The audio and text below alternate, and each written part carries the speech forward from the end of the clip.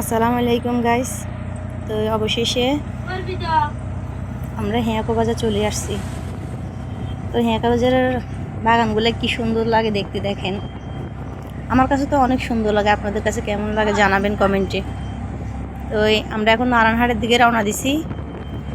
দেখেন দেখতে কত সুন্দর লাগে বাগানগুলো। এই বাগানের নাম কি জানেন? রাবার বাগান। এই দুই পাশে রাবার বাগান। তো আপনাদেরকে ভিডিওগুলো শেয়ার করতে পারি, আমি অনেক আনন্দিত। যদি আপনাদের মাঝে ভিডিওগুলো যায়, আপনাদের কাছে হয়তো ভালো লাগবে। আমরা আসলে পাহাড়ি লোক, আপনাদের নোয়াখালীতে ছিলাম ভাড়া, এখন নিজের দেশে আসছি বেড়াইতে।